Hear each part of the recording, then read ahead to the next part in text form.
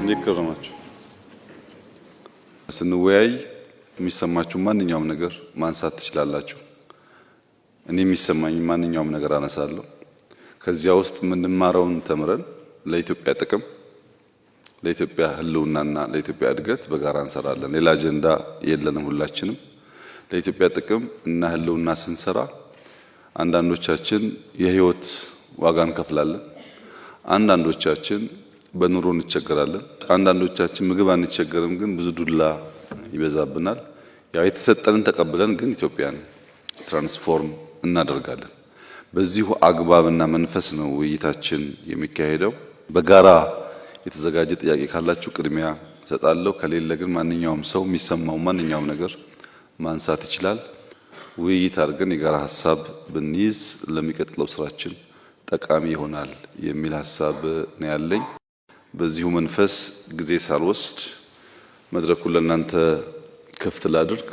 ክቡር ጠቅላይ ሚኒስትር ከተጣበበ ጊዜዎት ላይ ጥያቄዎቻችንን ለማዳመጥና ምላሽ ለመስጠት ይህን መድረክ ስላመቻቹልን ከልብ እናመሰግናለን።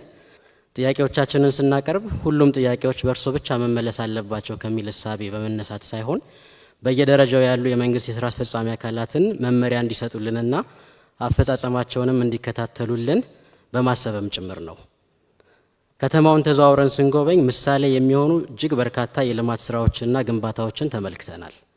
በዚህ አንጻር የጤና ተቋማትንም ለተገልጋዮችና ለባለሙያዎች ምቹ እንዲሆኑ ለማስቻል አዳዲስ ግንባታዎችም ሆኑ የነባር ግንባታዎች እድሳት ለመሰረታዊ የሕክምና አገልግሎትና ለየጤና ተቋማቱ ደረጃ በሚመጥን ልክ ምቹ የህሙማን መኝታ ክፍሎች፣ የባለሙያ መመገቢያን፣ ጾታን ያማከለ ማረፊያ፣ መታጠቢያና ሌሎች መገልገያ ክፍሎችን አካተው ለጤና ተቋማት ግንባታ ልዩ ስልጠናና ልምድ ባላቸው የዲዛይንና የኪነ ህንፃ ምህንድስና ባለሙያዎች በሚዘጋጅ ወጥ መመዘኛዎች መሰረት በአገር አቀፍ ደረጃ የሚገነቡበት ስታንዳርድ ቢዘጋጅ ቢቻል ይህን ስራ የሚሰሩ ባለሙያዎችንም በአገር ውስጥ የሚሰለጥኑበትን መንገድ ቢኖር። ሌላው በተለያዩ ክልሎች ምንም ወይንም በቂ የማስፋፊያ ስራ ሳይደረግላቸው የደረጃ እድገት የተደረገላቸው የጤና ተቋማት ተገቢው ማስፋፊያ ቢደረግላቸው፣ ለአመታት ግልጋሎት ሰጥተው እድሳት ያልተደረገላቸው ተቋማትም ትኩረት ተደርጎባቸው እድሳታቸው ቢፋጠንና በተጓተተ የግንባታ ሂደት ላይ ያሉ በተለያዩ ክልሎች ያሉ ተቋማትም ግንባታቸው ተቀላጥፎ ወደ አገልግሎት የሚገቡበት መንገድ ቢቀየስ። የሕክምና ባለሙያው ከህመምተኞች ጋር አብዛኛውን ጊዜውን እንደማሳለፉ ለተለያየ ተላላፊ በሽታዎች ተጋላጭ መሆኑ ይታወቃል። ስለዚህ ይህን ለመከላከልና ተጋላጭነትን ለመቀነስ ለጤና ባለሙያው፣ ለጽዳት ሰራተኞች እንዲሁም የሕክምና ቆሻሻ አወጋገድ ላይ በቀጥታ ለሚሳተፉ ሁሉ በቂ የሆነ ራስን መጠበቂያ መሳሪያዎች ወይም ፐርሰናል ፕሮቴክቲቭ ኢኩዊፕመንትስ የምንላቸው በሁሉም ተቋማት በማንኛውም ጊዜ እንዲኖሩና የተላላፊ በሽታዎች መከላከያ ክትባቶችም ለባለሙያዎች እንዲቀርቡ በየቦታው ቢደረግ፣ ለሕክምና ተማሪዎች የሚሰጥ የወሊድ ፈቃድና በወሊድ ምክንያት የተቋረጠውን ትምህርት ለማካካስ ያለው ሂደት ከተቋም ተቋም የሚለያይ በመሆኑ በዚህ ጉዳይ ላይ እንደ ሀገር በሕግ የተደነገገ አሰራር በሁሉም ተቋማት ተፈጻሚ ቢደረግ። ከሜዲኮ ሌጋል ኢሹዎች ጋር በተያያዘ የሕክምና ስራ ውስብስብ በመሆኑ በስራ ሂደት ሊከሰቱ የሚችሉ የታሰቡም ሆኑ ያልታሰቡ አሉታዊ ጉዳቶች ሊኖሩ እንደሚችሉ የታመነ ነው። በሕግ መዳኘት ያለባቸው ችግሮች ሲከሰቱ ግን የጤና ባለሙያውን ሰብአዊ መብቶችና ክብርን በጠበቀ መንገድ ቢያዙ። ሌላው ከፍርድ ቤት ውሳኔ በፊት ባለሙያዎችን እንደ ጥፋተኛ የሚፈርጁ የሚዲያ ዘገባዎችና ውንጀላዎች ስራቸውን በአግባቡ የሚሰሩ ባለሙያዎችን ጭምር ከመጉዳት ባሻገር ማህበረሰቡ በጤናው ስርዓት ላይ ያለውን አመኔታ ይሸረሽራሉ። ማህበረሰባችን ለሕክምና ባለሙያችንና ለሙያችን ያለው የተዛባ እይታ እንዲስተካከል የጥሩ ገጽታ ግንባታና ግንዛቤ መፍጠሪያ ስራዎች እንደ ሀገር ቢሰሩ፣ በጤና ባለሙያው ላይ በተለያዩ የማህበራዊ ሚዲያዎችም ሆነ በግለሰቦች ላይ ለሚሰነዘሩ ውንጀላዎች ደግሞ ተገቢው የሆነ የህግ አግባብን በመከተል የህግ ተጠያቂነት የሚረጋገጥበት መንገድ ቢኖር። የሐሰት ሪፖርት የሕክምና ጥራትን የማስጠበቅ ስራዎችን የሚያደናቅፍና የማህበረሰቡን ተጠቃሚነት የሚጎዳ ስለሆነ ይህን ሊያስቀር ወይንም ሊቀንስ የሚችል የዲጂታል ሪፖርት አሰራር እንዲስፋፋና በሁሉም የሕክምና ተቋማት እንዲተገበር ሀገራዊ አቅጣጫ ቢቀመጥ፣ የሕክምና ስህተት አለ ተብሎ ሲታመን የሕግ ተጠያቂነት እንዳለ ቢታመንም ሂደቱ ባለሙያውን በእኩልነት በሚወክል የስነ ምግባር ኮሚቴና የሕግ ባለሙያ የሚታይ ሆኖ ይህ አካል ደግሞ በየደረጃው ባለ የጤና መዋቅር ውስጥ እንዲደራጅ ቢደረግ፣ በአጠቃላይ በጤና ተቋማት ውስጥ የተሟላ የሕክምና ግብዓት በሌለበት ሁኔታ ባለሙያው ታካሚውን ለመርዳት በሚሰጠው አገልግሎት ለሚከሰቱ ተጓዳኝ ጉዳቶች በቂ የሆነ የሕግ ከለላና አያያዝ ቢመቻች፣ ከመድኃኒትና የሕክምና ግብዓቶች አቅርቦት ጋር በተያያዘ አካባቢያዊ የሆነ የበሽታ ስርጭትንና ፍላጎትን ያማከለ ፍትሐዊ የመድኃኒትና የሕክምና ግብዓቶች ክፍፍል ሊኖር ይገባል ብለን እናምናለን። የኢትዮጵያ የመድኃኒት አቅራቢ ኤጀንሲ በበቂ ሁኔታ የጤና ተቋማትን ፍላጎት ማሟላት ላይ ውስንነቶች ስላሉበት አቅሙ የሚጠናከርበት አሊያም ደግሞ ተወዳዳሪ አቻ ተቋማት የሚደራጁበት መንገድ ቢመቻች፣ ወራትን የሚወስደው የመድኃኒትና የሕክምና ግብዓቶች የግዢ ስርዓትም ሂደቱን በሚያፋጥን አሰራር የሚተካበት መንገድ ቢኖር፣ ጤና ተቋማት ከውስጥ ገቢያቸው ላይ በቀጥታ የመድኃኒትና የሕክምና ግብዓቶች ግዢ እንዳይፈጽሙ ማነቆ የሆነው የተወሰነ የገንዘብ መጠን ጣሪያ አሰራር ማስተካከያ ቢደረግበት ከውስጥ ገቢ አንጻር ማለት ነው። ሌላው በየተቋማቱ ያሉ የመድኃኒትና የሕክምና መገልገያ እቃዎች ስርጭትን ማዕከላዊ በሆነ በሶፍትዌር የታገዘ አቅርቦትና እጥረትን ማሳወቂያ ዘዴ ክምችቱ ካለበት ቦታ ፍላጎቱ ወዳለበት ቦታ ማሰራጨት እንዲቻል ዘመናዊ አሰራር ቢዘረጋ፣ ሀገር በቀል የመድኃኒትና የሕክምና መገልገያ ማምረቻ ድርጅቶች ላይ የተጀመረው ጅምር የሚያበረታታ ሆኖ ሳለ እነዚህ ድርጅቶች የሚበራከቱበትና ማህበረሰቡም እየተሰራ ያለውን ስራ አውቆ ባለሙያውም ይሄንን ተገንዝቦ የሀገር ውስጥ ምርቶችን በአግባቡ የሚጠቀምበትን ልምድ እንዲያዳብር ስራዎች ቢሰሩና እነዚህ ሀገር ውስጥ ያሉ ማምረቻዎች በብዛት የሚሰሩበት የሚደራጁበት መንገድ ቢመቻች፣ በክልልና በፌዴራል ደረጃ የሕክምና መገልገያ ቁሳቁሶች የጥገናና እድሳት ማዕከል ቢገነባ ጥሩ ነው። በአጭር ጊዜ አገልግሎት ብቻ ከስራ ውጪ የሆኑ የሕክምና መገልገያ እቃዎች በፍጥነት ወደ ስራ የሚያስገባና በብዙ ሚሊዮኖች የሚቆጠር የመንግስትን ወጪ ከብክነት ሊታደግ የሚችል አሰራር ሊሆን እንደሚችል ይሄን እናምናለን። የአስፈላጊ መድኃኒቶች ዝርዝር ፍላጎትን መሰረት ባደረገ መልኩ እንደገና የሚከለስበት መንገድ ቢኖርም ጥሩ ነው። በእርዳታ ወደ ሀገር ውስጥ የሚገቡ የሕክምና ቁሳቁሶች ወደ ሀገር ውስጥ የሚገቡበት ሂደት በጣም የተንዛዛና የተወሳሰበ አሰራር ስላለው አሰራሩን ቀለል እንዲደረግና በእርዳታ የተገኙ ቁሳቁሶችም ደግሞ ፍላጎትን ባማከለ መንገድ በመላው ሀገሪቱ ባሉ ጤና ተቋማት የሚሰራጩ ቢሆን፣ ከሀገር ውጭ ካሉ ተቋማት ጋር በጋራ የሚደረጉ ጥናትና ምርምሮች ወይንም ኮላቦሬቲቭ ሪሰርችስ ጋር ተያይዞ የሚመጡ ልምድና እውቀቶች ለሀገር እሴትን የሚጨምሩ ስለሆነ ሂደቱ የተቀላጠፈ እንዲሆን እንደ ትምህርት ሚኒስቴርና ናሽናል ሪቪው ቦርድ ያሉ አካላት ተገቢውን ትብብር አድርገው እነዚህ ስራዎች በአግባቡ በተቀላጠፈ መንገድ የሚካሄዱበትና ተጨማሪ ተመሳሳይ ኢኒሼቲቮችን ከዓለም አቀፍ ተቋማት የምንስብበት ኢንቫይሮንመንት ቢፈጠር። ሌላው ከክፍያ ነፃ በሚሰጡ አገልግሎቶች ላይ ክፍያዎች ሊተኩ የሚችሉበት ግልጽ የሆነ አሰራር ስለሌለ ተቋማት ከሌላ አገልግሎት የሚያገኙትን ገቢ ወደ ነፃ አገልግሎቶች ድጎማ ይወስዳሉ። ይህም የውስጥ ገቢው እንዳይዳብር እንቅፋት እየሆነ ነው። ስለዚህ ይህን አሰራር ፈርማሲያዝና አቅጣጫ በማስቀመጥ ተቋማት የሰበሰቡትን ገቢ በአግባቡ የሚጠቀሙበት ሁኔታ ሊመቻችላቸው ይገባል። በመጨረሻም ከክፍያ ነፃ የሚሰጡ አገልግሎቶች እስከ መቼ ነፃ ሆኖ መቀጠል እንዳለባቸውና እንደሚዘልቁ የተቀመጠ መመሪያ የሌለ መሆኑ እንዲሁም የሚከፈልበትም አገልግሎት የአገልግሎት ክፍያው ከብዙ ዘመናት በፊት የተወሰነና ዘመኑን በሚዋጅ መልኩ የዋጋ ንረትን ታሳቢ አድርጎ የተከለሰ ስላልሆነ ተቋማቱ ላወጡት ወጪ የሚመለስላቸው ገቢ ራሱ አሁን ባለው የገበያ ዋጋ ሳይሆን ቀድሞ በተወሰነ ስሌት ነው። ስለዚህ በየጊዜው ይሄ ተከልሶ ተቋማቱ ለሚሰጡት የነፃ አገልግሎት የሚመለስላቸው ገንዘብ ስራ ሊያሰራቸው የሚችል እንዲሆን ጥረት ቢደረግ ለማለት እወዳለሁ። ለተሰጠኝ እድል አመሰግናለሁ። ለጤና ባለሙያው እየተከፈለ ያለው ደሞዝ ወቅቱን ያላገናዘበና የጤና ባለሙያው ያሳለፈውን ረጅምና አድካሚ የትምህርት ዓመታትን እንዲሁም እየሰራ ያለውን አስጨናቂ ከባድና ከፍተኛ ጥንቃቄ የሚሻ ሙያ መሆኑን ከግንዛቤ ያላስገባ ነው። ከዚህም የተነሳ ራሳችንንና ቤተሰባችንን በተገቢው ሁኔታ ማኖር አልቻልንም። የምናገኘው ደሞዝ እንኳን ለኑሮ ይቅርና ለቤት ኪራይም አይበቃም። ስለሆነም ይህንን ችግር ለመፍታት ተመሳሳይ የእድገት ደረጃ ላይ ያሉ ሀገሮች ችግራቸውን እንዴት እንደፈቱ በማጥናት ልምድ መውሰድ ቢቻል፣ መንግስታዊ ከሆኑና መንግስታዊ ካልሆኑ ድርጅቶች ጋር ተባብሮ በመስራት ለማስተካከል መሞከር፣ ወቅታዊ የኑሮ ሁኔታን፣ የልፋት ዋጋን፣ የቀጣይ ትውልድን ተስፋ በሚያለመልም እንዲሁም የስራ ባህሪውን ባገናዘበ መልኩ መሆን አለበት ብለን እናምናለን። ሁሉም የጤና ባለሙያ በየቀኑ ለተለያዩ ተላላፊ በሽታዎች ጤናውንና ህይወቱን ተጋላጭ አድርጎ የሚሰራ እንደሆነ ይታወቃል።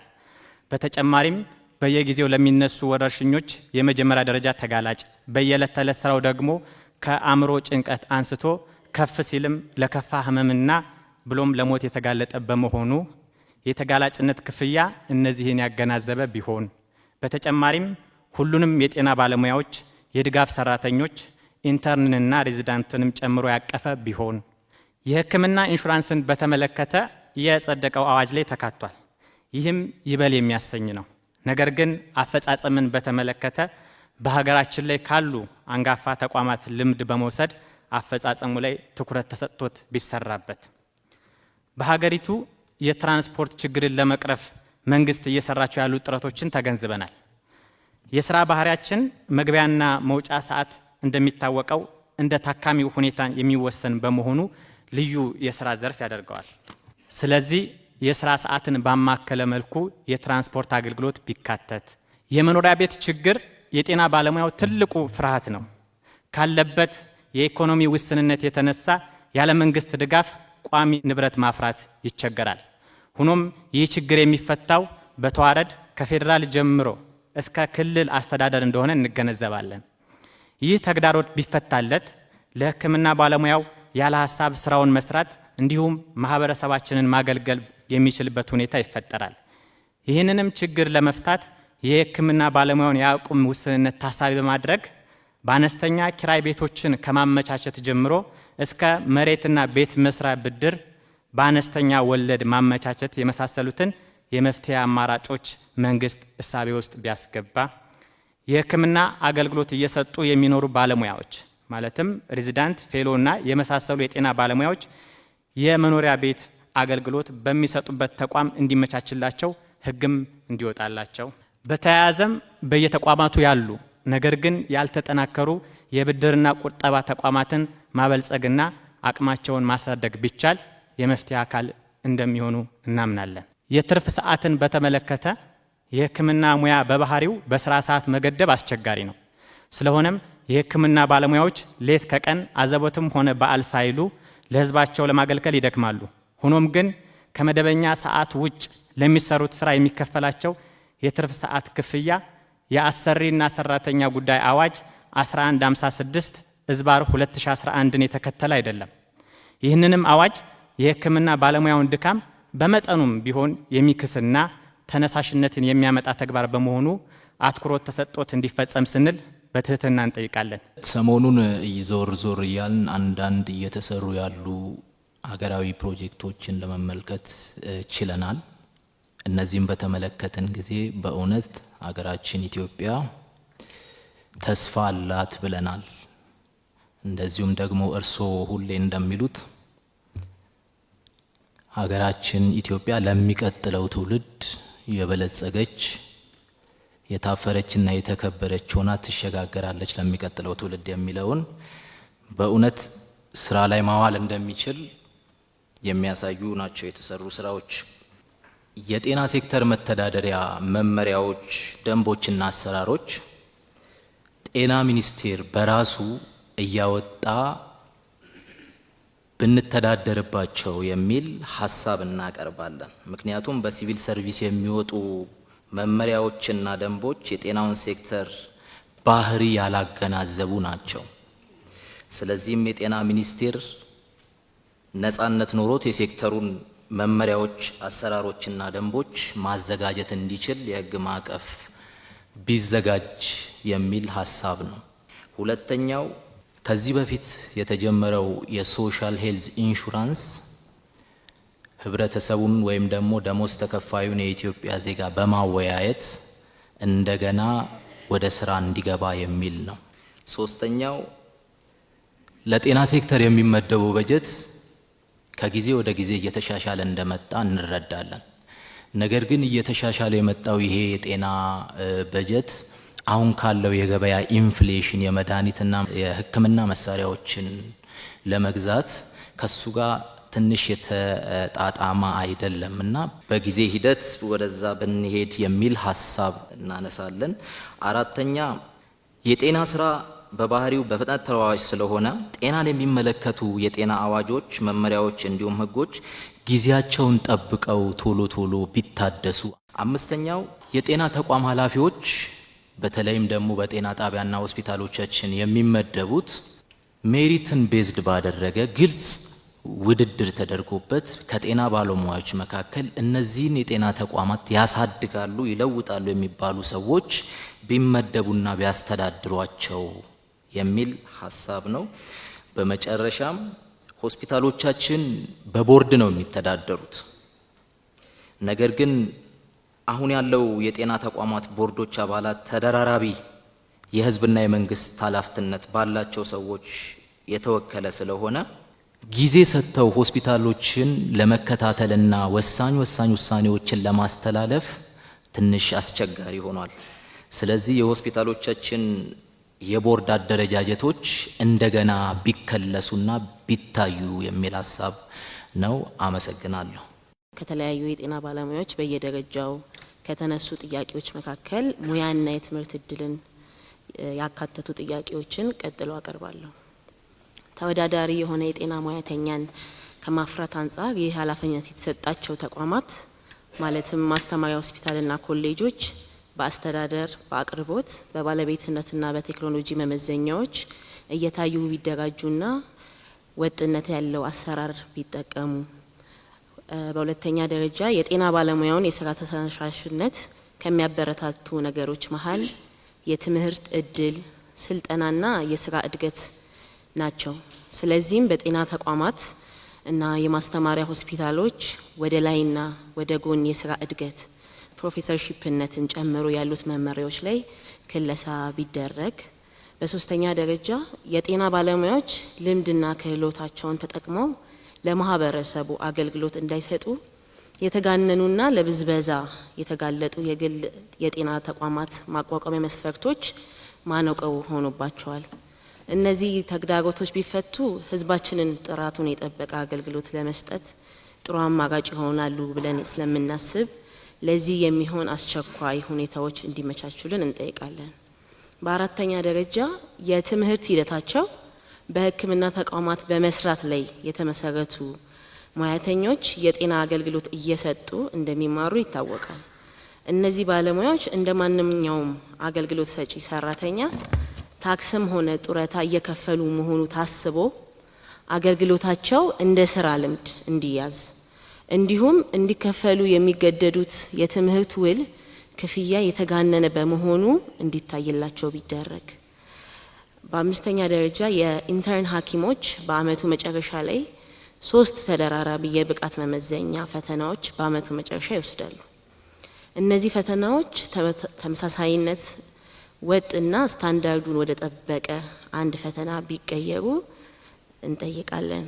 በስድስተኛ ደረጃ የኢትዮጵያ የጤና ዘርፍ አገልግሎት የበለጠ እንዲሻሻልና የህብረተሰቡንም ሆነ የሙያተኛውን ተጠቃሚነት ለማረጋገጥ የሚያግዙ ዘርፎችን ማጠናከር፣ የሌሉትን ደግሞ መመስረት አስፈላጊ ነው።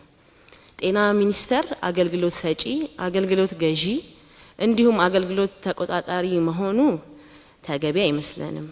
ሀገር አቀፍ የሆነና ነጻነት ያለው የጤና ሙያ ማህበራትን ያቀፈ የጤና ባለሙያዎች የመማክርት ጉባኤ ማቋቋም አስፈላጊ ነው ብለን እናምናለን። የመማክርቱ ሚና የባለሙያዎችን ችሎታ መከታተል፣ የጤናን ሙያ ጥራቱን የጠበቀ እንዲሆን ማድረግ፣ የሙያ ማጎልበቻ ስልጠናዎችን ማለትም ሲፒዲ ወይም መገምገምና እንዲሰጡ ማድረግ፣ የሙያ ፈቃድ ማስተዳደርና የጤና ባለሙያን ስነ ምግባር መቆጣጠር እንዲሆን ቢፈቀድ።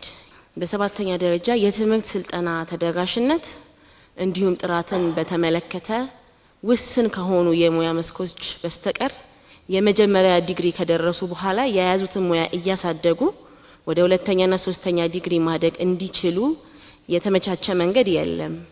ትምህርቱም የስራ እድገቱም አብሮ ይቆማል። ይህም ብዙ ባለሙያዎችን ከዘርፉ እንዲወጡ የበኩላቸውን ድርሻ እንዳያበረክቱ ያደርጋል። እንዲሁም ከፍተኛ የሀብት ብክነት እያስከተለ ስለሚገኝ ይህ ቢቀረፍ ስንል ሀሳብ እናቀርባለን። ከዚህ በተጨማሪ ወደ ድህረ ምረቃ ትምህርት ለመግባት የስራ ልምድ እንደ አስገዳጅ መመዘኛ ባይታይ፣ በስምንተኛ ደረጃ መንግስት እየተገበረ ያለውን የዲጂታል ትራንስፎርሜሽን ስራዎች እጅግ በጣም የምናደንቅ ሲሆን ይህ መልካም ተሞክሮ ከጤና ዘርፍ ጋር በሚጣጣም መልኩ ወቅቱ የሚጠይቀውን ቴክኖሎጂ በመከተል ሕክምናን ከማዘመን አንጻር በቴክኖሎጂ የታገዘ የሕክምና የክህሎት ማጎልበቻ ማዕከል ማለትም ስኪል ላብ ተቋቁሞ እውቀትን ክህሎትን ለማሳለጥ የተሻለ ባለሙያ ለማምረት ቢቻል ሀገራችንን በአፍሪካ ከሚገኙ የሕክምና ትምህርት መስጫ ተቋማት የላቀች በማድረግ የትምህርት ቱሪዝምን ማስፋፋትና የውጭ ምንዛሬውን ማሳደግ ይቻላል ብለን እናምናለን። ጤና ባለሙያዎች በአሁኑ ሰዓት መታከም የሚችሉት በሚያገለግሉት ተቋማት ብቻ ነው። በፌዴራል ደረጃ መታከም አይችሉም። ያ ነገር ቢስተካከልና የትም በውጭ ሀገርም በሀገር ውስጥም ይሄ ነገር ተቋማዊ ሕክምና ቢያገኝ የጤና ባለሙያ የሚላለኝ። ሌላው ደግሞ የሆስፒታልም የተቋማትም ጸጥታ ጥበቃ ሁኔታዎች በሰለጠኑ ሰዎች በአሁኑ ሰዓት በኤጀንሲ ነው የሚጠበቁት። ኤጀንሲዎች ምንም ያህል ስልጠና ቢሰጡ በሰለጠነ አይደለም እየተሰጠ ያለው። ሴኩሪቲ ያስፈልጋል። አንድ ዶክተር ገብቶ ኦፕሬሽን አድርጎ ያ ሰውዬ ቢሞትበት ሰውየውን ለመግደል ወይም ደግሞ በአዌርነስ በማጣት ችግር እየተፈጠረበት ነው ኤመርጀንሲ ላይ እና ይሄ ነገር አትሊስት ቢቻል በሰለጠነ ጸጥታ ክፍል ቢጠበቅ ሆስፒታሉም ተቋማቱም። ሌላው በኢፓደሚክ በሽታዎች የሞቱ በኮቪድ ማለት ነው ወንድሞቻችን አሉ። እነኛ ወንድሞቻችን ቤተሰቦቻቸው በአሁኑ ሰዓት ምን ላይ ነው ያሉት? የት ነው ያሉት? ስለዚህ በየቦታው ደግሞ ችግር ላይ ያሉት አሉ። እነኛ ቤተሰቦቻቸው አትሊስት ቤት የሚያገኙበት አትሊስት የሕክምና ኢንሹራንስ የሚያገኙበት እንደዚህ አይነት ሐኪሞች በአሁኑ ሰዓት አቅመተው በየቤቱ ችግር ላይ ያሉ አሉና ስለዚህ እነኚህ አንድ መፍትሄ ቢሰጥ። ሌላው ለመከላከያ በአየር ኃይል በቴሌ ሌሎችም ተቋማት ላይ ሪፎርም እንደሚደረግ በጤና ተቋማት ላይ ስትራክቸራዊ ነገር ሪፎርም ቢደረግ የሚል ሐሳብ ነው ያለኝ። ሌላው ትላንትና ያየናቸው የጎበኘናቸው እንኳን ለኢትዮጵያ ለአፍሪካም ኩራት ስለሆነ በርሶ አመራር በጣም ደስ ይለናል። አመሰግናለሁ። የጤና ባለሙያው የሚያነሳው ጥያቄ ምናልባት አንዳንድ ለውጡን የማይፈልጉ የስልጣን ጥም ያለባቸው ፖለቲከኞች ደካማ ጎናችንን በማጥናትና ጥያቄያችንን በመጥለፍ ለራሳቸው የፖለቲካ ትርፍ ማስገኛ አድርገው ለመጠቀም ሲሞክሩ በተለያየ ሚዲያ ሲያራግቡት ተመልክተናል። ነገር ግን የኛ የጤና ባለሙያዎች ጤና ኤክስቴንሽኖችን ጨምሮ ጥያቄያችን ከኛው ከራሳችን ከጤና ባለሙያችን አንደበት እንዲሁ ፊት ለፊት ከምንናገረው ውጭ የተለየ ይዘት ሊሰጠው አይገባም። በጤና ኤክስቴንሽን አንዳንድ ነገሮች ያልተነሱ ስላሉ እነሱን ለማንሳት ነው። ከዚህ በፊት ላይ የወጡ የተለያዩ መመሪያዎች የወረዱ ስለ ጤና ኤክስቴንሽን የተሻለ የኛም ሞራል ከፍ የሚያደርጉ የተጀማመሩ እንትኖች መመሪያዎች አሉ። በተለይ በጤና ኤክስቴንሽን ከደረጃ 4 ወደ ዲግሪ በፋሚሊ ሄልዝ የተጀማመሩ እንትኖች ነበሩ። እሱ አሁን ቆሟልና ምናልባትም መቆሙን ብቻ ሳይሆን ተነስተዋል ከላይ እስከታች በሚል ግን ብዙውን ጊዜ በሆስፒታልና በጤና ጣቢያ ሙያተኞች የጤና ኤክስቴንሽኖች ጥያቄ እየተዋጠብን ስለሆነ ጤና ኤክስቴንሽኖች ላይ ትኩረት ተሰጥቶ እንዲሰራ ስለመፈልግ የተጀማመሩት የትምህርት እድል አሁን ላይ ስለሌሉ እነሱ የሚቀጠልበትን ሁኔታ ቢያመቻቹልን እላለሁ። ሁለተኛ ምናልባትም የሚሰጡ የትምህርት እድሎች በየክልሉ የሚመጣው ኮታ በጣም አነስተኛና ዝቅተኛ ነው። ሌላው ደግሞ ጤና ኤክስቴንሽኖች ተምረው አፕግሬድ አድርገው ከተመለሱ በኋላ ያቀጣጥር ወይም ያመዳደብ ስርዓቱ ላይ ምናልባትም መሻሻል ቢኖረው ነው የምለው። ሌላው ደግሞ ምናልባት የተጋላጭነት ጤና ኤክስቴንሽን ማለት ራሷ ሐኪም፣ ጤና ኤክስቴንሽን ማለት ራሷ ጽዳት፣ ጤና ኤክስቴንሽን ማለት ራሷ ላቦራቶሪና ራሷ ሐኪም ሆና በመሰራበት ለሷ የሪስክ ክፍያ ላይ ከባለሙያው ስለሚዋጥብን ከባለሙያው በተለየ መልኩ እሱ ላይ ትኩረት ተሰጥቶ ምናልባት ክቡር ጠቅላይ ሚኒስትር ቢያዩልን። ሌላው ደግሞ ምናልባት ጤና ኤክስቴንሽኖች ላይ የዝውውር ነው። ከወረዳ ወረዳ መመሪያ የለንም። ምናልባትም ካለ ያልተተገበረ ክልል ላይ ወይም ዞን ላይ ከሆነ እሱንም ትኩረት እንዲሰጡልን ነው። አዲስ አበባ ውስጥ ዞረን እያየን የነበረው ጉብኝት እውነት ለማውራት ለካ ሀገራችን እየለማች ነው። ሀብት አለን፣ አቅም አለን፣ መስራት እንችላለን። ተክተን ከሰራን ያለብንን ኢዳ ወደ ሚንዳ የምንቀይረው መሆኑን በተግባር ትላንት አይተናል። እንዲሁም ደግሞ ሰርቶ ማሳየት የሚችል መሪ ጠቅላይ ሚኒስቴራችን ሳላደንቅ ማለቴ ቅር ይለኛል። ስለዚህ ያየነው ስራ ከብሔራዊ ቤተ መንግስት ተነስተን ጫካ ፕሮጀክቶች እንዲሁም የኮሪደር ልማቶች እየተሰሩ ያሉት ስራዎች ኒው ሲቲን ዴቨሎፕ ከማድረግ አንጻር የከተማነት እንዲሁም በምግብ ራሳችን እንድንችል ከተማ ውስጥም የሚደረጉ ጥረቶች ማክሮ ኢኮኖሚውን የተሻለ ሀገሪቷ ከብድር ነፃ እንድትሆን የሚሰሩ ስራዎች የተሰሩ ነገሮች ማሳያ ስለሆኑ ይሄንን ሳላነሳ አላልፍም ብዬ ነው። ቀጥታ ወደ ጥያቄ ሲገባ የትርፍ ሰዓት አከፋፈል ላይ ህጎች ይወጣሉ በጤና ሚኒስቴር፣ ግን ክልሎች ላይ ይሸራረፋሉ፣ በትክክል ስራ ላይ ያውሉ። ለምሳሌ የናይት ዲዩቲን ክፍያ ባነሳ 15 ሰዓት አንድ ሰው 11 ተኩል ገብቶ ጧት እስከ 2 ሰዓት ተኩል የስራ ማዱ ላይ ሲገኝ 7 ሰዓት ብቻ ነው የሚከፈለው። ሌሎች ክልሎች ላይ 15 ሰዓት 16 ሰዓት ነው የሚከፈለው። ስለዚህ ወጥ የሆነ መመሪያ ሲወርድ በተመሳሳይ መልኩ ስራ ላይ ማዋል ላይ ችግር አለ። ስለዚህ ይህንን ተረድቶ ወደ ታች ያሉት አመራሮችንም የስራ ትግበራውን እንዲሰጡልን በዚሁ ይጠይቃለሁ። ሌላው የትምህርት እድልን በተመለከተ አብዛኛው በር ተከፍቶ ያለው ከዲግሪ በላይ ያለው፣ ከዲግሪ በታች ያሉት ሰራተኞች የትምህርት እድል እያገኙ አይደለም፣ በጣም ጥቂት ነው። ስለዚህ እሱ ላይ ትኩረት ቢደረግ የሚል ሐሳብ አለኝ። ሌላው የሕክምና ግብአትና የመድኃኒት አቅርቦት ዙሪያ ላይ ለምሳሌ ከመንግስት የሚያዙ በጀቶች ለአንድ ፕራይመሪ ሪስክ ዩኒት ለጤና ጣቢያ 300 ሺህ የዛሬ 8 ዓመት የወጡ ህጎች ናቸው። በ300 ሺህ ብር መድኃኒት ገዝቶ ለጤና ተቋም ማቅረብ በዚህ ሰዓት ላይ በጣም ከባድ ነው። ቻሌንጅም እያደረገን ያለው አገልግሎት ውስጥ እሱ ነው። ስለዚህ በዚህ በኩል ያለው ህጎች ቢታዩ የሚል ሐሳቦች አለኝ። ባለው ወቅታዊ ሁኔታ ባለው ችግር ብዙ ስራዎች ተሰርተዋል። እንደ ፌደራል ትናንት አይተናል። እጅግ ጉድ የሚያስብል እኔ እድልም ገጥሞኝ ውጭ አይቻለሁኝ። እዚህ ያየሁት ነገር እጅግ በጣም ይበል የሚባል ሊበረታታና ወደ ታችም ወርዶ ጅምርምሮች አሉ። ግን በዚህ ልክ ባይሆንም ቢቀጥል ከተሞቻችን አምረው ብናያቸው ጥሩ ነው ላለሁኝ። በሌላ በኩል ደሴ ሆስፒታል ትሮማ ሴንተር እስካሁን ድረስ እሱ አለመሰራቱ በአቅማችን በጣም ዝቅተኛ በመሆኑ ከዚሁ ጋር ተያይዞ መቀየርም ያለባቸው ስትራክቸሮች አሉ። ሆስፒታሉ ለአንድ ካርድ ስንት ነው የሚያስከፍለው? 35 ብር እኮ ነው። ውጭ ላይ የሚከፍሉት እኮ 400 ብር ነው ለአንድ ካርድ የሚከፍሉት። ያንን እንደገና ሪቫይዝ ማድረግ ያስፈልገዋል።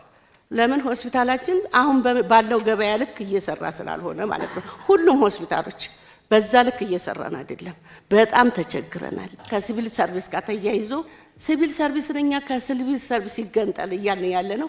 ያለ ምክንያት አይደለም። ሪስክ የሚባለው ነገር ምን ሆነው ነው እዛ ሪስክ የሚከፈላቸው የሚለውን ባለማወቅ ብቻ ለሐኪሙና ለአንስቴቲኩ ኦአር ኦፕሬሽን ክፍል ላይ ሲከፈላቸው ነርሱ አይከፈላትም። ሌላውም ክፍል እንደዚሁ የደሞዝ ጭማሪያቸውን በዛው ልክ ነው። አንደኛው ቦታ የሆነ ነገር ይከፈለዋል፣ አንደኛው ቦታ ሐኪሙ አይከፈለውም፣ ነርሱ ይከፈለዋል።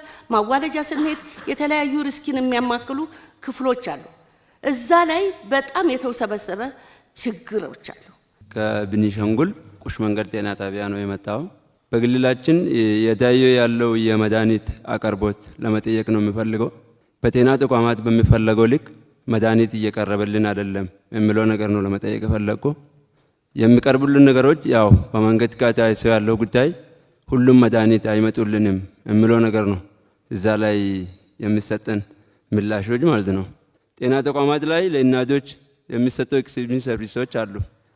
ያንን ሰርቪስ ግን መልሶ መተካት ያለበት መንግስት ነው፣ ለጤና ጣቢያው ውስጥ ገቢ ሲባል ማለት ነው። ያንን ገቢ ግን እየተመለሰልን አይደለም። በአመት 200,000 300,000 400,000 እስከ 1 ሚሊዮን ለኤክስቴንሽን ሰርቪስ ታወጣለህ። ያንን ግን አይጠቀም። ቀጣይ አመት ደግሞ የሰበሰብከውም ገቢ ቀልጣፋ አገልግሎት ለመስጠት የጤና ጣቢያ ነው ውስጥ ገቢ ያዳከመ ያለበት ነገሮችን አሉ። ሌላ የጤና መድን አገልግሎት ጤና መድን አገልግሎት ለምሳሌ ከጤና ጣቢያ ወደ ሆስፒታል መጥተው ሕክምና ያገኛሉ። ከሆስፒታል ደግሞ ወደ ፌደራል ሪፈራል የሚደረጉ ሰዎች እዛው ላይ ነው ጤና መድናችሁ ድዶ ሌላ እዚህ ሕክምና የሚሰጥበት ብር ፈልጎ ይታከማሉ። እዚህ ላይ እሱ ከሆስፒታል ወደ ፌደራል ሪፈር የሚደረጉ ወይም ጥቁር አንበሳ ሪፈር የሚደረጉ ሰዎች እዚህ መጥተው በጤና መድናችሁ የሚታከሙበት ነገር ቢመቻች የሚለው ነገር ነው። የትናንትናው ጉብኝታችን ሲጀምር በርካታ ብዙ ሀብት የፈሰሰባቸው ብዙ ስራዎች እንደተሰሩ ለማየት ችለናል። ይህ ጥሩ ነው። ሁለተኛው ነገር ዲዩቲ ላይ ተነስቷል ብዙ ጥያቄ። ተጨማሪ በጣም በአንክሮት መያዝ ያለበት ያከፋፈሉ ጉዳይም ነው። ወራት 8 ወር ድረስ ደቡብ አካባቢ የሚቆዩ አሉ። እኛ እንደ አማራ ክልል እንኳን አሁን ከየካቲት ወር ወዲህ እስካሁን ያልተላከበት ሁኔታ አለ። በተለይም የኑሮ ውድነት ማሻሻያ የተጨመረችው እሱ ታሳቢ ተደርጎ አልተላከም። ክልል ስንጠይቅ ከገንዘብ ቢሮ አልተላከልንም አይነት ምላሽ ይሰጣል።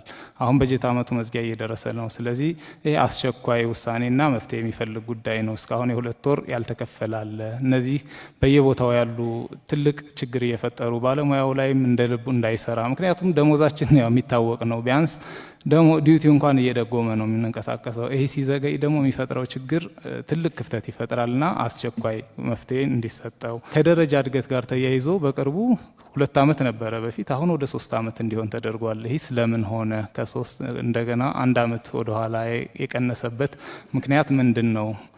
ይህም ወደ ነበረበት መስተካከል አለበት ብዬ አስባለሁ። ፈተናዎች ሕክምና ትምህርት ውስጥ ያው ዘመናችንን በፈተና ነው የምናሳልፈው። ቅድም የተነሳው አለ ኢንተርንሺፕ ከጨረሱ በኋላ ተብሎ እንደገና ሬዚደንሲ ትምህርት ከመጀመሩ በፊትም ጋት አለ፣ አርኤምፒ አለ። እነዚህ በጣም ተደራራቢ ፈተናዎች አስፈላጊነታቸው ምን ያክል ነው? አርኤምፒው ያው ጥያቄ የለውም፣ እሱ ግዴታ ያስፈልጋል። ጋቱ እንደ ግዴታ ሆኗል ከቅርብ ጊዜ ወዲህ። ይህስ ከምን አንጻር ነው እንደ ግዴታ የሆነው እና አስፈላጊነቱ ለጤና ባለሙያው የስፔሻሊቲ ትምህርቱን ለመማር የሚለው ይታይ። ጋምቤላ ክልል ከዚህ በፊት የማይታወቅ ክልል ነበረ።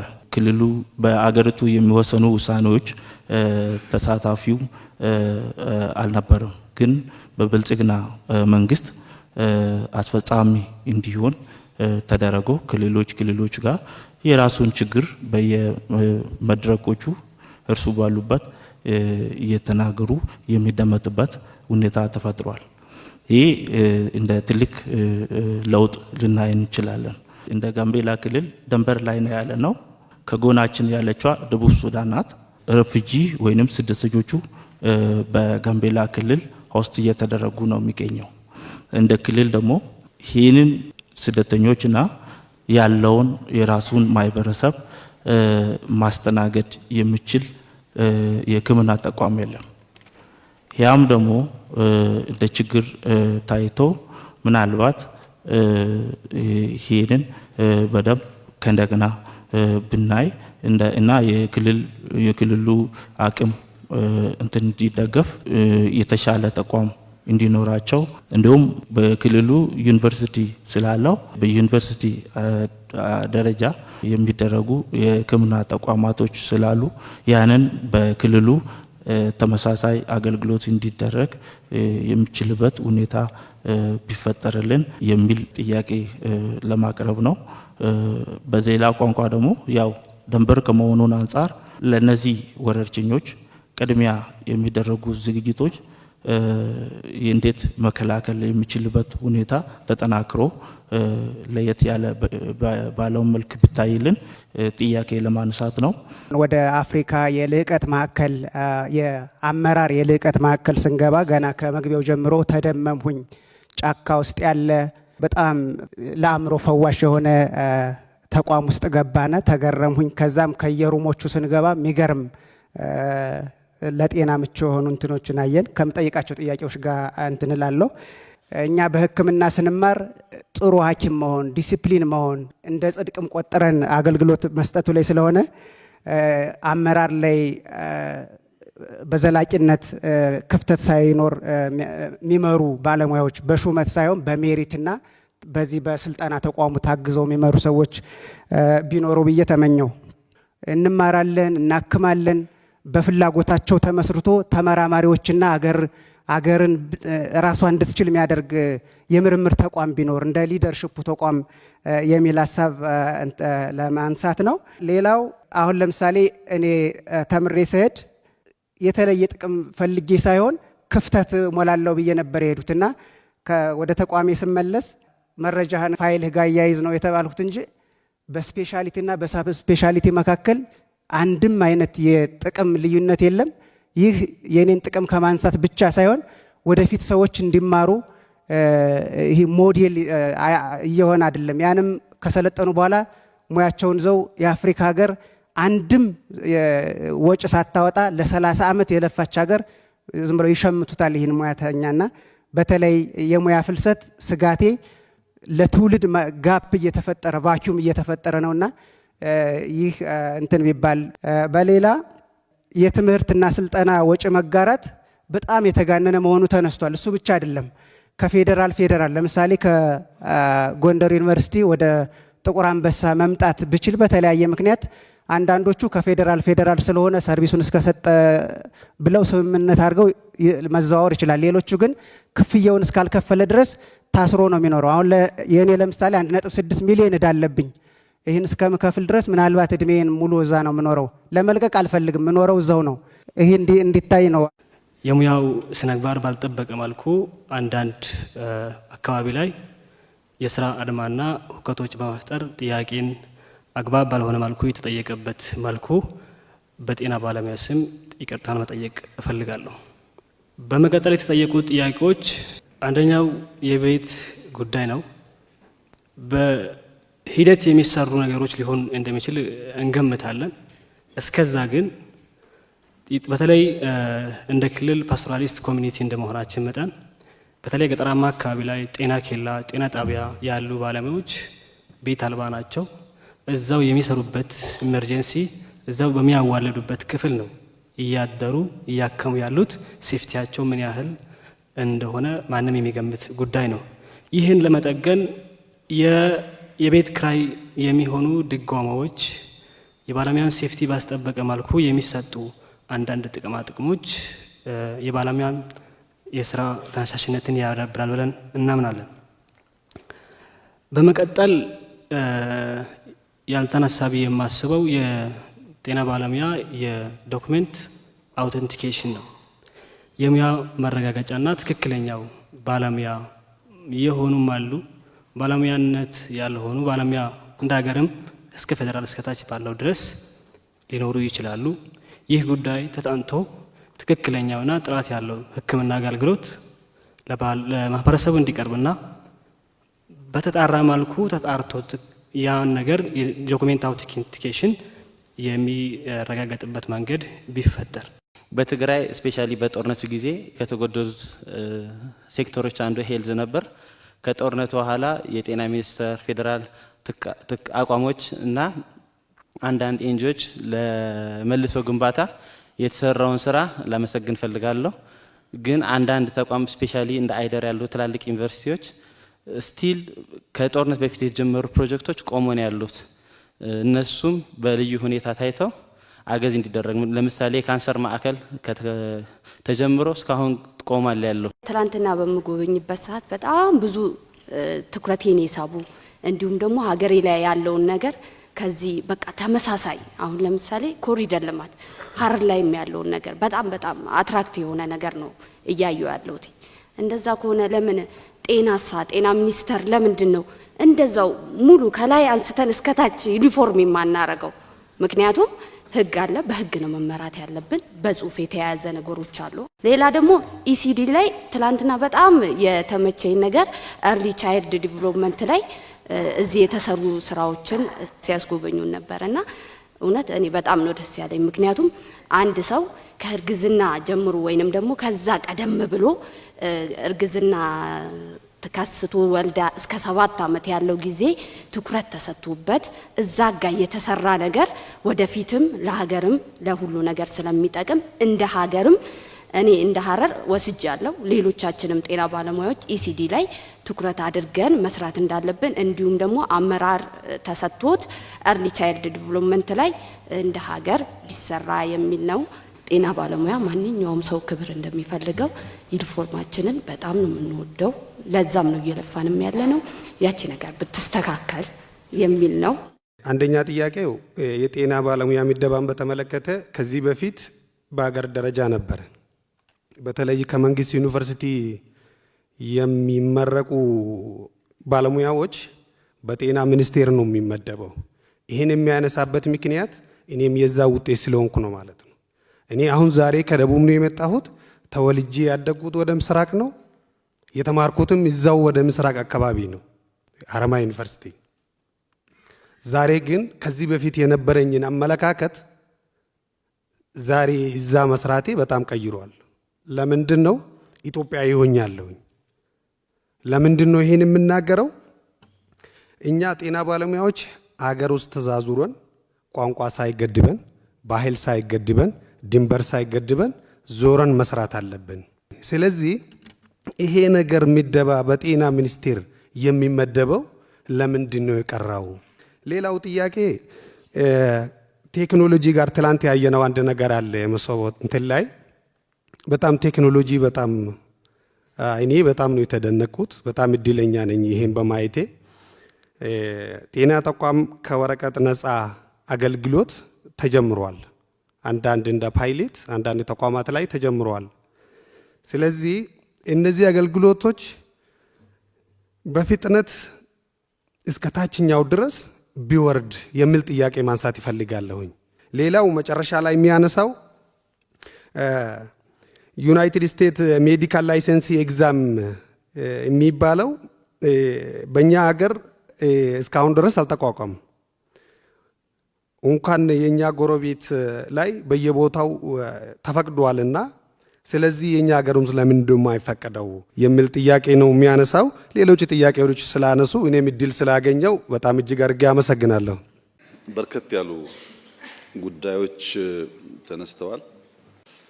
በዚህ መልኩ መወያየታችን ለኔም በጣም ከፍተኛ ደስታ ፈጥሮብኛል። በእናንተ ውስጥ ያለውን አስፒሬሽን፣ በእናንተ ውስጥ ያለውን ቁጭት፣ በእናንተ ውስጥ ያለውን ህልም በውስጡ ስላየው በጣም ደስ ብሎኛል። ምክንያቱም ያልበለጸገ ሀገር ይሄን ጥያቄ ሊመልስ አይችልም። ጥያቄው እንዲመለስ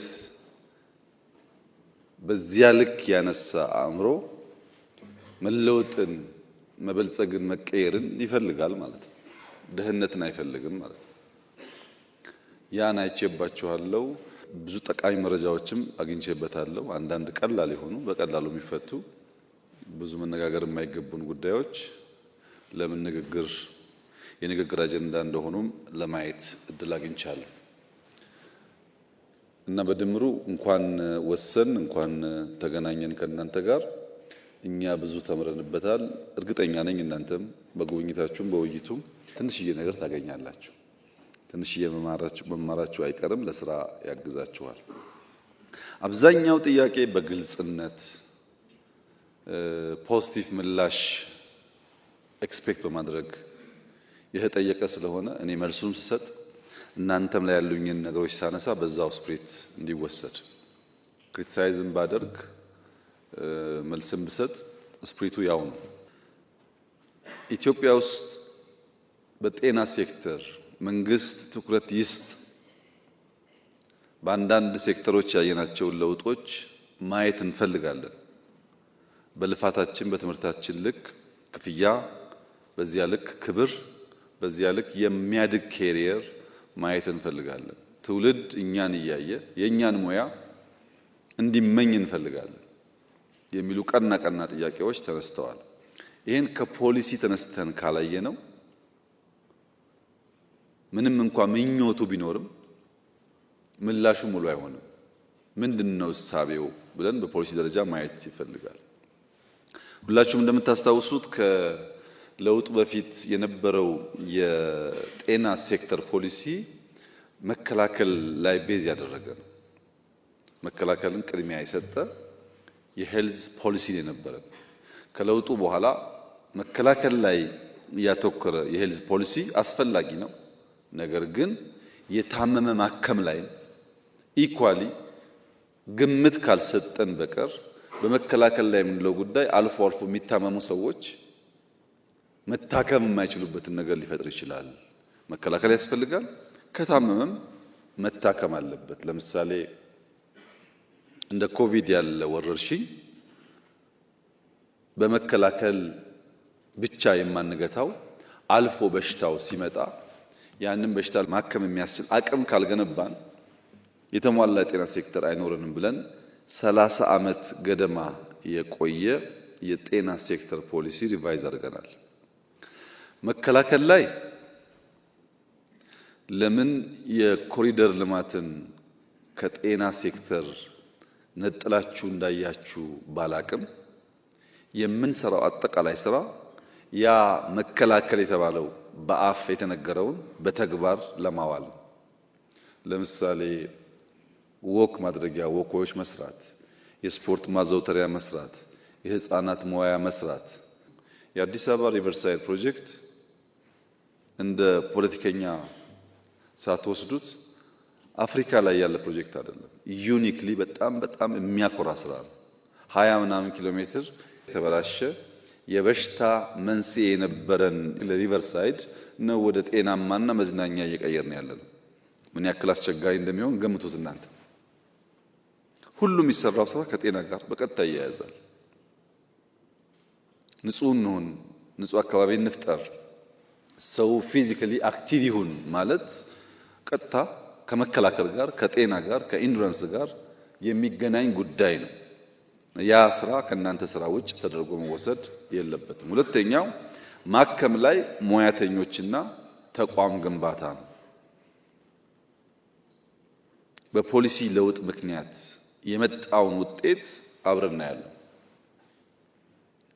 እነሱን ካየንና አፕሪሼት ካደረግን በኋላ የጎደለውን ደግሞ በዚያው ልክ ለመሙላት መልሰን በእንደዚህ አይነት ምክክር እያጎለበትን እንሄዳለን። የጤና ፖሊሲ ሪቫይዝ ካደረግን በኋላ የጤና ሰርቪስና ቁጥጥር አዋጅም ቀይረናል።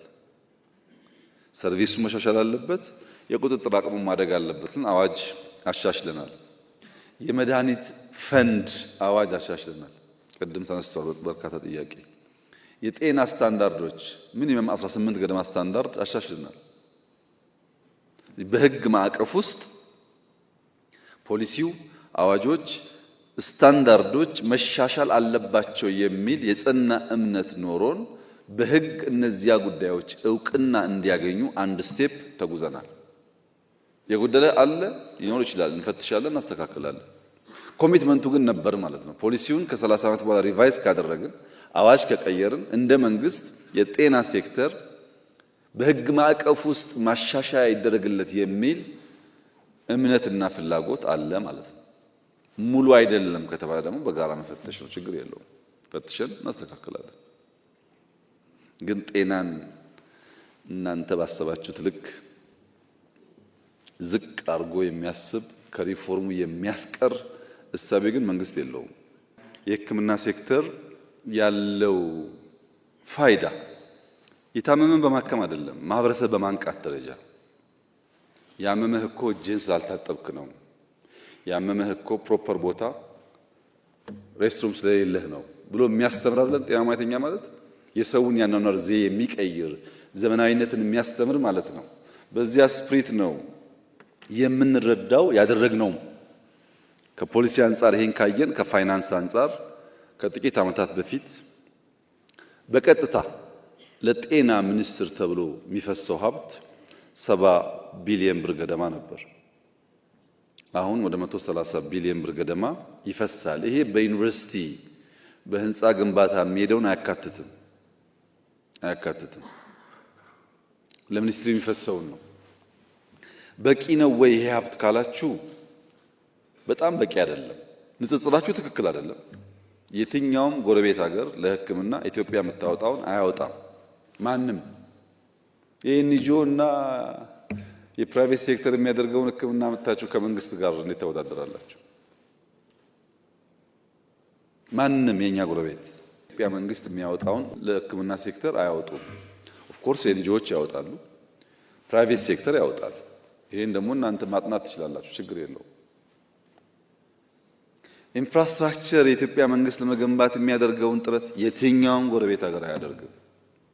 አንዳንዶቹ ፉሊ ዲፔንደንት ናቸው በኤንጂኦ እና በደጋፊ ሀገራት ላይ እና ኮምፓሪዝኑ የፐብሊክ ኢንቨስትመንት እና የፕራይቬት ኢንቨስትመንትን ያለየ ከሆነ አይሆንም። ለምሳሌ ባለፈው ዓመት 9 ቢሊዮን ብር ድጎማ ያደረግነው ለመድኃኒት ነው። ማዳበሪያ ደጎምን፣ አርሶ አደሩ ማምረት ስላለብን። ነዳጅ ደጎምን ሁላችንንም፣ ዘንድ መድኃኒት ደጎምን። ለምን እንዳላችሁት ችግር ስላለ። በዚህ ዓመት ቅድም እንዳነሳችሁት አንዳንድ ሼኮች ስላሉ በጀታችንን ስናይ የሕክምና ሴክተር በደጋፊዎች እጅ መሰብሰብ ምክንያት እንዳይስተጓጎል በሚል ትንሽ ጠርቀም ያለ ነገር ለማድረግ ሞከርን፣ ባለው አቅም ማለት ነው። እና በጀት አድጓል። ያደገበት ልክ ከኛ ዲማንድ አንጻር ግን ገና ነው። ያደገበት ልክ ፕራይቬት ሴክተሩንና ሌሎቹን በማንቀሳቀስ ያለው ውስንነት ደግሞ አጠቃላይ ኢንዱስትሪው የተሟላ እድገት እንዳይኖረው አድርጓል። ይሄን ተቀብለን ስናበቃ ነገር ግን አይበቃም። ምናከመው እኮ ከ100 ሚሊዮን በላይ ህዝብ ነው። በሚሊየንስ ይተኛል ሕክምና። አንዳንዱ ታሞ መጥቶ መድኃኒት መግዣ የለውም ብቻ ሳይሆን ምግብ የለውም። እኛ እኮ ምግባችን እናካፍለዋለን። ኢትዮጵያውያን ስለሆን ሲቸገሩ ስናይ ዝም አንልም የሚለው ፔን ይገባኛል። በየቀኑ የምትሉት ከሚያለቅስ ሰው ጋር ስለሆነ ምንም ጫና የለውም ብዬ አራክሻ ላይ ይህንን የምንጋራበት መንገድ ግን አንዱ ፕሪፈረንስ ነው፣ ምርጫ ነው። የእናንተ ፕሪፈረንስ የሰውን ችግርና ስብራት መጠገን ነው። እርካታችሁ ይመጣውም ከዚያ ነው። አንድ ታማሚ ገብቶ ሲድንላችሁ ነው እንጂ እርካታችሁ ያ ታማሚ በሰጣችሁ ጉርሻ አይደለም።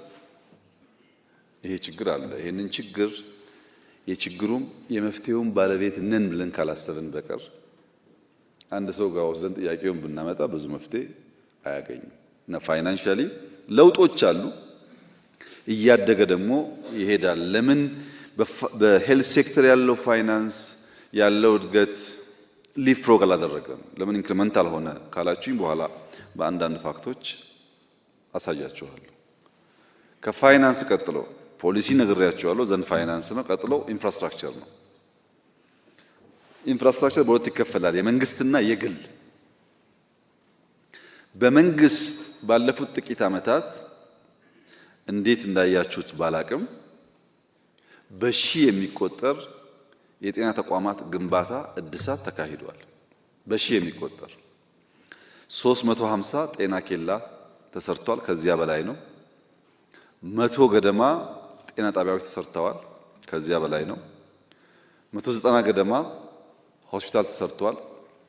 ስፔሻላይዝ ያደረጉ ደግሞ 11 ገደማ ተሰርተዋል። 15 ላቦች ተገንብተዋል። ያልነበሩ በየአካባቢ ያለውን ልዩ ልዩ ዳታ አናላይዝ አድርጎ የበሽታን ትሬንድ የሚያሳዩ ላቦች ተገንብተዋል። 1800 ገደማ የጤና ተቋማት ማስፋፊያና እድሳት ተደርጓል። ተስፋፍቷል፣ ታድሷል።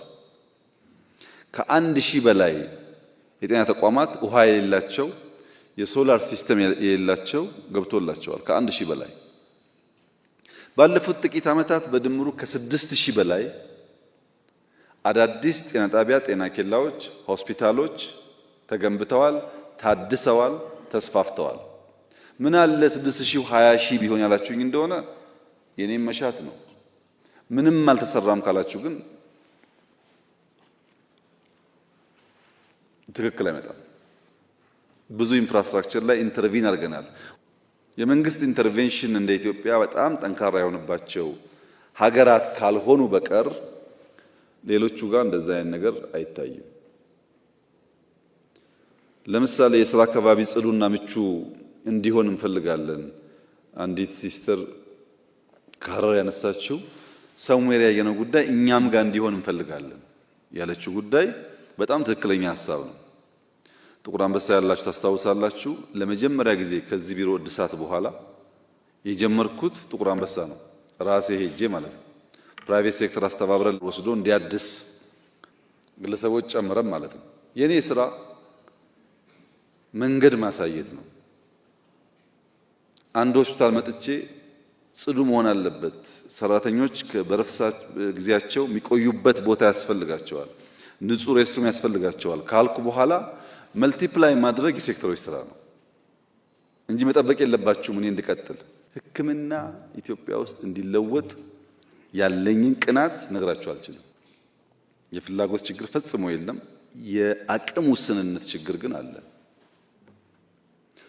የአቅም ውስንነቱ የሚመነጨው የጤና ተቋማት አሁን ኢትዮጵያ ውስጥ ከ22000 በላይ ናቸው። የመንግስት 22000 ጤና ተቋም ቤቱን እንኳን እናድስላችሁ አስቡት ምን ያክል ኮስት እንደሚያደርግ። እነዚህ ተቋማት መስፋት ባለባቸው በጣም ጽድት ብሎ መስራት ባለባቸው ደረጃ አልተሰሩም። ነገር ግን አስፍተናቸዋል። የነበረው ቁጥር በጣም በከፍተኛ ደረጃ አድጓል። እኔ ስመጣ የጤና ሙያተኞች ኢትዮጵያ ውስጥ 219000 ነበሩ። አሁን ሰው አይቀጠርም፣ ሰው አይማርም ምናምን ብላችኋል። ባለፉት 6 ዓመታት ግን ከ520000 በላይ ሆኗል። ከእጥፍ በላይ ጨምሯል። 6 ዓመት እኮ ነው ጊዜው። ከፈለጋችሁ ኮቪድን ቀንሱ፣ ጦርነቱን ቀንሱ፣ ምናምን ቀንሱ፣ ያንሳል ጊዜው። ከእጥፍ በላይ ባለፉት 6 ዓመታት ካደገ በሚቀጥለው 6 ዓመታት ደግሞ የት እንደርሳለን? በዚህ አግባብ ሂውመን ካፒታል ላይ የተሰራውን ስራ፣ ኢንፍራስትራክቸር ላይ የተሰራውን ስራ፣ በፋይናንስ ያለውን እድገት፣ የግል ሴክተር ለማገዝ የተደረገውን ጥረት ቢያንስ ከእናንተ ፍላጎት 5%ን እንኳን ለመመለስ ሙከራ ተደርጓል ብላችሁ ማሰብ ያስፈልጋል። የግል ሴክተር በሚመለከት በ2013 የዛሬ 3 ዓመት ተኩል እንደዚህ ገደማ ኢትዮጵያ ውስጥ 15000 ነበር የግል ሴክተር። ዛሬ ከ28000 በላይ ነው። ጤና ጣቢያ፣ ሆስፒታል፣ ላቦራቶሪ ማን ነው የሚሰራው? እናንተ እኮ ናችሁ። 15000 የነበረው 28000 ከገባ እንዴ በአንድ ሰው እንኳን ብናስበው የሆነ ሺህ ሰው የግል ሴክተር ኢንቨስት እያደረገ ስራ ፈጥሯል ማለት ነው። ለምን 28000 ሆነ? 100000 መሆን አለበት። ብድር ተመቻችቶ ድጋፍ ተደርጎ ሁላችንም ብንሰራ ካላችሁ ትክክለኛ ሐሳብ ነው። አቅም ነው የሚያንሰው እንጂ መሆን ያለበት እንደዛ ነው። እንደዚያ ሲሆን የደሞዝ ጭቅጭቅ አይኖርም። ሁላችሁም የምትሰሩበት እድል እየተፈጠረ ከሄደ ምንም አልተሰራም ግን ትክክል አይደለም። የዛሬ 3-4 ዓመት 15000 ብቻ ነበር የግል የጤና ተቋማት አክሮስ ዘ ካንትሪ ነበረው። ጨምሯል። ያ የጨመረው ኢዝ ኦፍ ዱይንግ ቢዝነስን ተከትለን ጤና ሴክተር ላይ ኢንቨስት የሚያደርጉ ሰዎች ከውስጥም ከውጭም ከመጡ እናመቻችላቸው የሚል የፖሊሲያችን አካል ስለነበረ ነው። ኮሚቴ ነበር ይሄን የሚሰራ እየሄደ መሬት አሎኬት እያደረገ ሰዎችን የሚያግዝ ኮሚቴ ነበር። ያ በሁሉም ሴክተር እንደምትገነዘቡት የፈጠነ የንግድ ፍላጎት አቲቲዩድ ያላቸው ሰዎች ፈጥነው ኦፖርቹኒቲ ግራብ ያደርጋሉ። አብዛኛው ሰው እንደዛ ላይሆን ይችላል። አንዳንዶች እንዳላችሁት ጊዜያችሁ ይባክነው ብዙ ጊዜው ስራ ላይ ሊሆን ይችላል። እናንተም ውስጥ ግን ጠበቆች አሉ፣ እናንተም ውስጥ አክቲቪስቶች አሉ፣ ነጋዴዎች አሉ፣ ጨዋዎች አሉ፣ በሰው ህይወትና ጤና የሚቀልዱ ሰዎችም አሉ። እንደሱ አድርገን እንደ ማህበረሰብ እንየው። 500,000 ፕሮፌሽናል ባለበት ተቋም ውስጥ ሁሉም ሰው እናንተ እንዳላችሁት ሊሆን አይችልም። ትንሽ እንደ ፋክቶች ጨማምር ካላችሁኝ በመንግስት ሆስፒታል የምንገዛቸው ማሽኖች በየ15 ቀኑ ይበላሻሉ። ሽቦ ይቆረጣል፣ ይሰበራል። ያው ታውቁታላችሁ። ለምን? ሰው በመንግስት ሆስፒታል ከሚታከም የግል ሴክተር ለመላክ ሲባል እዚህ ያለው ይበላሻል። መቼም ያን እያበላሸ ያለው ታማሚውን እንደማትሆን ተስፋ አደርጋለሁ። ታማሚ አይደለም። ለግል ጥቅማቸው ሲሉ የመንግስትን ሀብት የሚያበላሹ ሰዎች አሉ። አንድ ነው 10 ነው አላቅም ቁጥሩ። ሁላችሁን ይወክላል ወይ? አይወክልም። ግን አለ፣ ሳምፕሉ አለ። እኛም ውስጥ እኮ ችግር አለ። ለግል ጥቅማቸው ሲሉ የመንግስት ንብረት ያበላሻሉ ካላላችሁ እኛ ብር ስለምናወጣበት ተበላሸ፣ ተጠገነ፣ አሁንስ ተበላሸ ወር አይቆይም። በሽተኛ ወደ ሕክምና ሲመጣ ሁለት አይነት አፕሮች ነው ያለው። አንደኛው መካከለኛ ገቢ ያለው ሰው ከሆነ በፍጥነት ወደ ግል ሴክተር ሪፈር ይጻፍለታል። ጥቁር አንበሳ እያለ የሆነ ክሊኒክ ይላካል። ትንሽ ከፍ ያለ ገንዘብ ደግሞ ካለው ቦርድ ወስኗል ተብሎ ወደ ውጭ ሀገር ይላካል። እና ሕክምና አካባቢ ላይ ችግሩም የእናንተ አካል ነው። እንደዚያ የሚያደርጉ ሰዎችም የእናንተ አካል ናቸው። ለሴክተሩ በጣም ባዕድ እና ሩቅ አርጋችሁ ባትወስዱ ጥሩ ነው። በግልም በመንግስት ተቋማትም በተቻለ መጠን ኢንተርቪን ለማድረግና እዛ ያለው ሰርቪስ እንዲያድግ ለማድረግ ተሞክሯል። በግል ሴክተር በ2019 ከለውጡ ማግስት 30,000 ገደማ በግል ሴክተር የሚሰሩ የጤና ሙያተኞች ነበሩ። 6 ዓመት ፕላስ ገደማ። ዛሬ የአሁን ዳታ የለኝም፣ የ2023 ነው ያለኝ። ከአንድ ዓመት ተኩል 2 ዓመት በፊት 120,000 ገደማ ደርሷል። የአሁን ይጨምራል። 30,000 የነበረ የግል ሴክተር ሙያተኛ 120,000 ደርሷል ማለት በዚያው ልክ ክፍያውም በዚያው ልክ ያው አድጓል ማለት ነው። ሂውመን ካፒታል ላይ በማሰልጠኛ ከ5-6 ዓመት በፊት 7 ገደማ ነበሩ የዩኒቨርሲቲዎች ስፔሻላይዝ ለማድረግ የሚያግዙ። አሁን 22 ናቸው። 22 ዩኒቨርሲቲ ከሆነ በዚያው ልክ ቁጥሩ አድጓል ማለት ነው። ውስን በነበረበት ጊዜ የሚገባው ተማሪና አሁን አንድ አይደለም። 8,500 ገደማ ሬዚደንቶች in the last 4-5 years መንግስት አሰልጥኗል። የዛሬ 2-3 ዓመት ገደማ ሬዚደንት የነበራቸው ኢሹ ምንድነው? ካሉበት ተቋም ለትምህርት ሲመጡ በእነሱ ቦታ ሰው ይቀጠርና እኛ ቦታ እናጣለን ሲሉ የፌዴራል መንግስት በዚያ መንገድ አገልግለው ለትምህርት የሚላኩትን ሰዎች ኮስት ሼር አድርጋለሁ ብሎ ወስኖ ነው ያ ሁሉ ተማሪ ሲማይ ነበር። በእኛ ሁኔታ ሬዚደንቶች በጣም ስለሚሰሩ አብዛኛውን ችግር ሼር ስለሚያደርጉ ይጎዳሉ እና እንዴት አድርገን ያናካክስ ቢባል ምንም ችግር የለውም። የፌር ጥያቄ ነው። ግን ሬዚደንት ሰምዌር በጣም የተመቻቸና እኛ ጋር ሲመጣ ይከፋው ካረጋችሁ ግን በአንዳንድ ነገር የዓለም ትሬንድ ተማሩ እያላችሁ በሌላ ነገር ደግሞ ከዓለም ውጭ ከሆነ አብሮ አይሄድም። ዓለም ላይ የሌለ ስለሆነ የሚነሳው ጥያቄ እንደዛ አይነት ማገልገል እፈልጋለሁ የሚል ቅንነት ያለው ሐኪም ምናምን ከደሞዙ በላይ ፕሪፈር የሚያደርገው ሰው ማዳን ሊሆን ይችላል። በትውል ኮምፒት ከ5-10 ዓመት በኋላ አይቀጥልም እኮ ይሄ ነገር። ፕራይቬት ሴክተር ይስፋፋል፣ ሽሚያ ይፈጠራል ማለት ነው።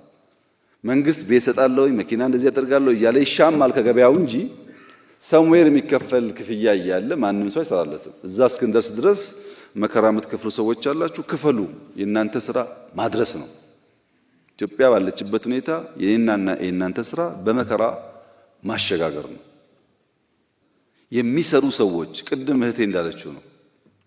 እዛ ያሉ ሎካል በሕክምና ውስጥ ለምሳሌ ዶክተር ሁላችሁን አይመለከትም።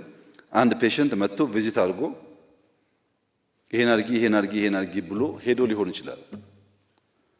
ነርሷ ግን ያው በምታውቁት ምክንያት ብዙ ጊዜ መመላለስ ብቻ ሳይሆን የዛን ሰው በሽታ የዛን ሰው ስቃይ ተጋርታ ሊሆን ይችላል። እንደሱ ፕሪስክሪፕሽን አትጽፍም እንጂ ፔን በመጋራት ነርሷ ሚና የላትም ሊባል አይችልም። ግን ዘ ሆል ሲስተሙና ካልቸሩ እሷን የሚያይ አይደለም። ለመቀየር የሚከፈለውን ዋጋ ለመክፈል ደግሞ በጋራ ዝግጁ ካልሆን ቤት በኩል የደህንነቱ አይነት እኮ በጣም ብዙ ነው። ቤት በኩል ሊቀየር ይችላል ካልወሰን በቀር ብሎ የሚነሳ የሕክምና ሙያተኛ እንዲኖር ይጠበቃል። ምርት በሚመለከት መድኃኒት ለምሳሌ የለውጡ ሰሞን አካባቢ የሀገር ውስጥ ምርት 8% ብቻ ነበር። አሁን 41% ደርሷል። ከ25 ያላነሱ የመድኃኒትና የሕክምና መረጃ መሳሪያ የሚያመርቱ ኢንዱስትሪዎች ኢትዮጵያ ውስጥ አቋቁመዋል። አሁንም ብዙ ኢንቫይት እያደረግን ነው። 25 ኢንዱስትሪ ተቋቁሞ 41 ከደረስን 100 200 ቢደርሱ ምን ያክሉን ከቨር እንደምናደርግ አስቡት። የኮሮና ጊዜ ኦክሲጅን ዋናው ችግር ነበር። 3 ተቋም ብቻ ነበር ኦክሲጅን የሚያመርተው። ሽሚያ ነበር፣ ልመና ነበር። ታውቃላችሁ። አሁን 58 ገደማ ተቋማት ኦክሲጅን ያመርታሉ። just 3-4 years ከ3 58 ከደረስን በሚቀጥለው ደግሞ 150 200 ብንደርስ እንዴት ችግሩ እየቀለለ እንደሚሄድ አስቡት። አልነበረም ካልን ግን ጊዜ ፈልጎ ገንዘብ ወጥቶበት የተሰራን ስራ እናራክሳለን ማለት ነው። ወረርሽኝ ቀደም ወንድም ያነሳው 28 ገደማ ላብ ተገንብቷል። እንደዚህ አይነት ኢንሲደንቶች ኤርሊ ዋርኒንግ ሲስተም ኖሮን ማወቅ እንድንችል በቂ ነው ወይ አይደለም። ሲዲሲ ኢትዮጵያ ሲመጣ በጣም ከፍተኛ የመንግስት ፍትጊያ ነበረው። እዚህ እንዳይገነባ ፍላጎት ነበር ከፍተኛ የሆነ። ሲዲሲ ኢትዮጵያ መሆኑ የላብ አቅማችንን የኤርሊ ዋርኒንግ ሲስተሞቻችንን ለማሳደግ ልምድ ለመቅሰም በእጅጉ ያግዘናል። ይሄ ወረርሽኞች ሲጀመሩ ቶሎ አውቀን ሳይሰራጩ ለመክታት በእጅጉ የሚያግዝ ነገር ነው።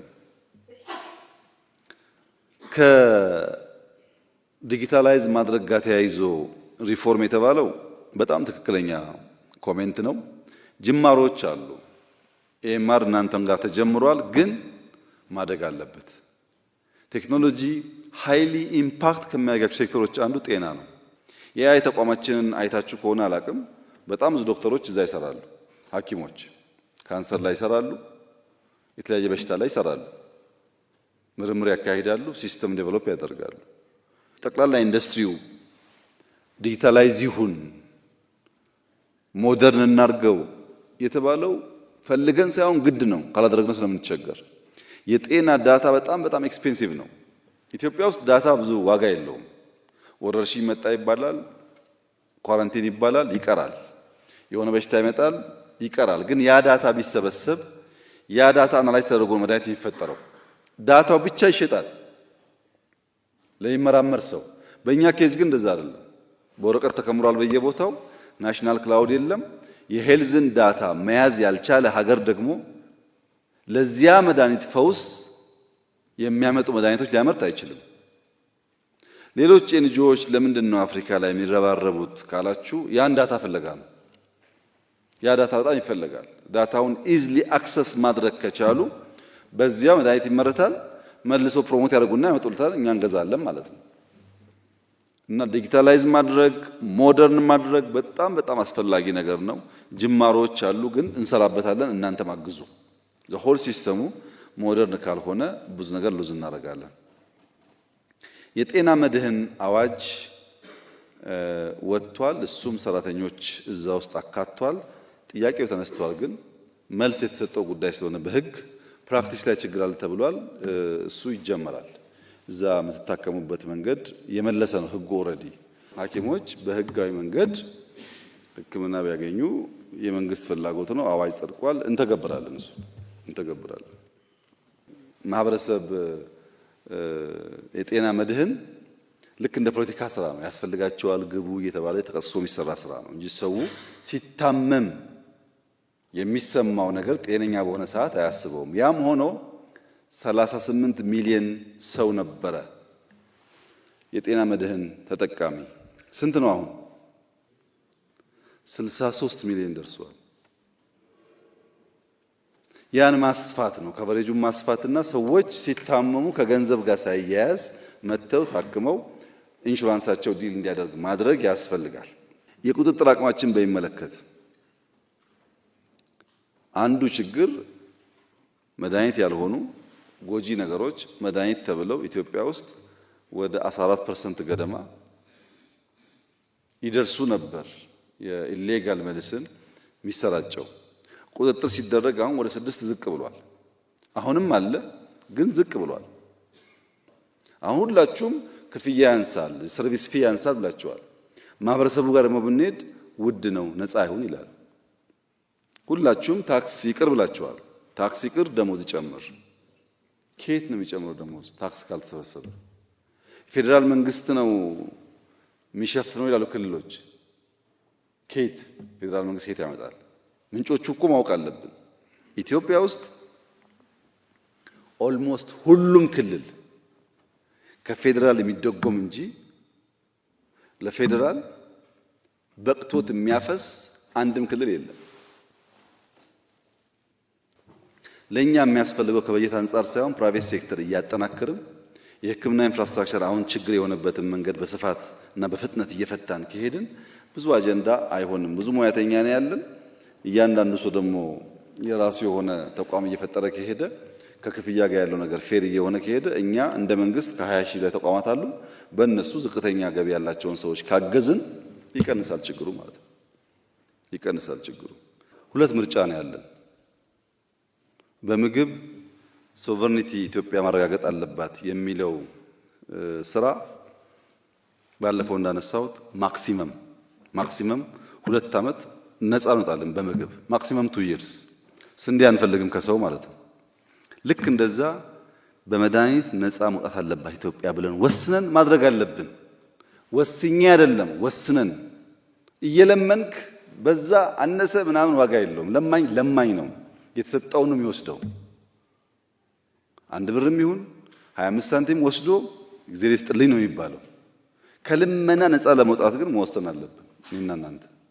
ለዛ ነው ፋውንዴሽናል ስራዎች ኢትዮጵያ ውስጥ መሰራት አለባቸው ተብሎ የሚታሰበው። ካንሰር በሚመለከት አሁን 5 ሴንተር ደርሰናል። ኬሞቴራፒ ግን ከ30 በላይ ናቸው። እየሰፋ መጥቷል። ኢትዮጵያ ውስጥ 33 ገደማ ደርሷል። ስለዚህ የኔና የእናንተ ኮሚትመንት ውሳኔ መሆን ያለበት የሁሉ ነገር መሰረት ደህንነት ነው። እሱን እንዴት አድርገን እንቀይረው? ቢያንስ ልጆቻችን ከእንደዚህ አይነት መከራ እንዲወጡ ካላልን በቀር የተሟላ ነገር ምላሽ መስጠት ያስቸግራል። ይሄ ሴክተር ላይ ያለን የሰራነውንና ሴክተር ላይ ያለውን ለማመላከት ነው።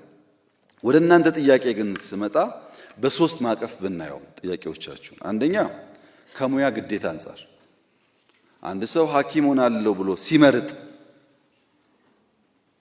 ካለበት ግዴታ አንጻር፣ ሁለተኛ ከህግ አንጻር፣ ሶስተኛ ከማህበረሰብ መሪነት አንጻር ነው መታየት ያለበት። የማህበረሰብ መሪ ሲባል ቅድም እንደተባለው እኔ አይመስለኝም። እኔ ባደኩበት አካባቢ ትናንሽ ትራዲሽናል ኖሃው ያላቸው ሰዎች፣ የሚያዋልዱ ሰዎች፣ ወጌሻዎች በጣም የተከበሩ ናቸው። አስታራቂ፣ አራቂ፣ መንገድ አመላካች ሰዎች ናቸው። እንደ ቀላል ሙያ የሚታይ አይደለም። እናንተ እኮ ውድ ናቸው። አሁን ነው እንጂ ዶክተር በየቦታው የሚሰማው አልነበረም። ማህበረሰቡ እንደዛ የሚያረክስ አይመስለኝም። አብዛኛው በሽተኛ ግሬትፉል ይመስለኛል። አብዛኛው በሽተኛ በእናንተ እጅ ብዙ ሰው ድኗል። ብዙ ያለቀሱ እንባዎች ታብሰዋል። ዝም ብሎ ማራከስ ትክክል አይደለም እና ማህበረሰቡ የእናንተን ሮል ይዘነጋል ብዬ እንደዛ አላስብም እኔ። ነገር ግን ጥያቄዎች የሚቀርበው ነገር ትክክል መሆኑ ብቻውን በቂ ነው ወይ? የሚቀርበው ነገር ትክክል ሆኖ የሚቀርብበት መንገድ ስህተት ከሆነ ድምሩ ትክክል አይመጣም። ጥያቄው ትክክል ቢሆንም የምንጠይቅበት መንገድ ትክክል ካልሆነ ይበላሻል። እኔ ኢትዮጵያ ውስጥ ሐኪሞች ለምን የደሞዝ ጥያቄ አነሱ ብሎ የሚያስብ ሰው አለ ብዬ አልገምትም። ብትጠይቁ ምን ይገርማል። ግን ጥያቄው ለምንድን ነው እንደዚህ እንደ ጦርነት የሆነው የሚለው ጉዳይ ደግሞ አስቡበት እናንተ። የጤና ሴክተር ችግር እንፍታ ብለን ጤናማ መንገድ ካልተከተል የጤና ሴክተር ችግር ፈቺ ሳንሆን ችግር የምናባብስ ነው የምንሆነው። በአንድ በኩል አንዳንድ ስራዎች ተሰርተዋል ኢትዮጵያ ውስጥ ሳይንስ ሙዚየም፣ ኮሪደር። ስለዚህ ይቻላል የኛም ይቀየር የሚለው እሱ የትግላችን ፍሬ የድካማችን ፍሬ ነው። እንኮራበታለን። እንኳንም ኢትዮጵያውያን ይቻላል ብሎ ማሰብ ጀመሩ። ትናንትና አይቻልም አትንኩ እንዳለን እንቀመጥ እንቆሽሽ ነበር። አሁን ደግሞ የለም ተችሏል እኛንም ይንካን እኛም እንቀየር ከሆነ በጣም ትልቅ እድገት ነው። ኔጌቲቭ ላይ አይታይም። ያ ግን ኦቨርናይት ደግሞ እንደማይመጣ አብሮ ማሰብ ያስፈልጋል። በድምሩ በጤና ሴክተር የነበረው ጥያቄ የእናንተ ነው። የደሞዝ፣ የጥቅማ ጥቅም፣ የቤት መሰል ጥያቄዎች የእናንተ ናቸው። የመፍትሄ መንገዱ ግን የእናንተ አይደለም። ተነጥቋል። እንደተባለው ደሞዝ ወስደው የማያውቁ ሰዎች የነዱት ጥያቄ ነው። ሰርቪስ ሰጥተው ማዳን አይደለም፣ ማዳን ከባድ ነገር ነው። ቤዚክ ሰርቪስ ሰጥተው የማያውቁ ሰዎች የነዱት ጥያቄ ነው። ሐኪም ሰርቪስ ሰጪ ሆኖ ሰርቪስ ሰጥቶ የማያውቅ ሰው የሱን ጥያቄ ወስዶ እንዲነዳ ከፈቀደ ተበላሽ፣ ማንም አይሰማውም ማለት ነው። እየለፋን ነው፣ ሰው እያዳን ነው፣ እንቅልፋተን ነው የምንሰራው፣ ልጆቻችንን ጎድተን ነው የምንሰራው፣ ኑሯችን ይታሰብበት የሚልን ትክክለኛ ጥያቄ እንቅልፋቶ ማገልገል ምን እንደሆነ የማያውቅ ሰው ከነዳው ተበላሸ ማለት ነው። ተበላሸ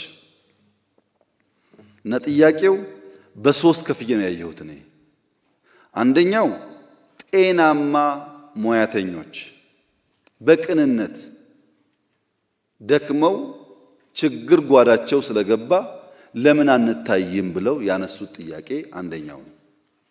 ብዙ ምስኪን ሰዎች አሉ በሕክምና ሴክተር ውስጥ በጨዋነት 24 ሰዓት የሚያገለግሉ ኑሮ የከበዳቸው እንታይ ብሎ ጥያቄ ያነሱበት አንደኛው ነው። ሁለተኛው የፖለቲካ ኪሳራ የገጠማቸው ሰርቪስ ምን እንደሆነ የማያውቁ፣ ኔሽን ቢልዲንግ ምን እንደሆነ የማያውቁ፣ ሳይንስ ሙዚየም የሚሆን ሃይ ስኩል ሁሉን ነገር ከደሞዝ ጋር ብቻ የሚያያይዙ ከዕለት ጉርስ ያለፈ እሳቤ የሌላቸው ሰዎች የጠለፉት ነው።